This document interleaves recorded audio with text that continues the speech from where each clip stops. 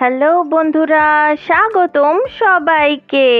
Lovers point দেখে আমরা এখন যাচ্ছি বলবো না, চলেই এসেছি তাগদা চা বাগানে। আচ্ছা বলে রাখি, এই জায়গাটিকে অনেকেই তাকদহ বলে থাকেন। এই জায়গাটি দার্জিলিং শহর থেকে প্রায় 28 থেকে 30 কিলোমিটার দূরে অবস্থিত। সমুদ্র পৃষ্ঠ থেকে এই জায়গাটির উচ্চতা 2500 ফুট থেকে প্রায় 6500 ফুটের মতন।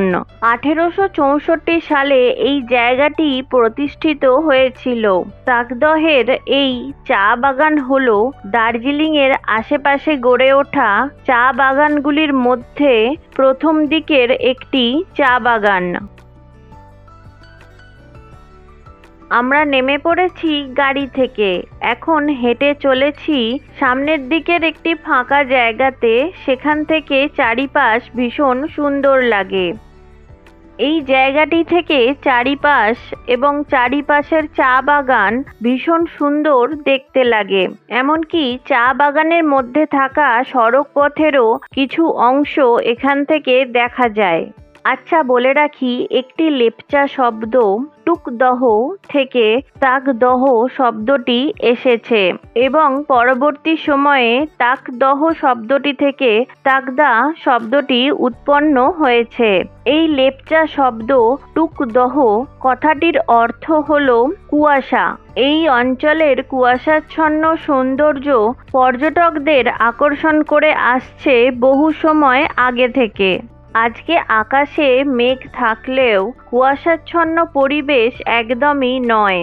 মাঝে মাঝে হালকা হালকা রোদও উঠছে। এই এখন যেমন রোদ উঠেছে, আর সাথে ভীষণ হাওয়া দিচ্ছে। চা বাগানের মধ্যে দিয়ে সড়ক পথ যাওয়ার দরুন এই জায়গাটি একদমই শান্ত নয়। সারাক্ষণই গাড়ির হর্ন কানে আসছে।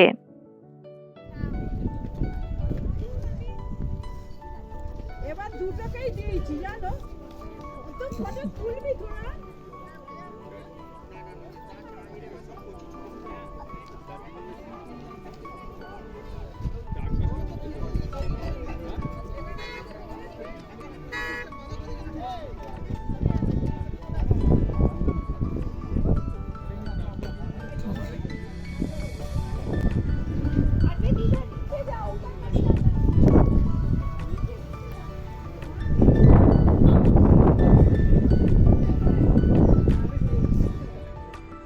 আমাদের তাগদা বা তাগদহ চা বাগান দেখা আপাতত এখানেই সমাপ্ত।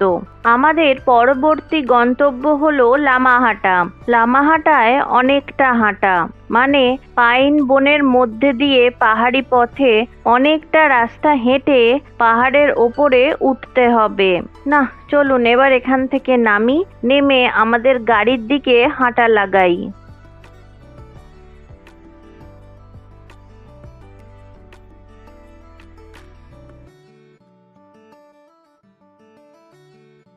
আমরা উঠে পড়েছি গাড়িতে।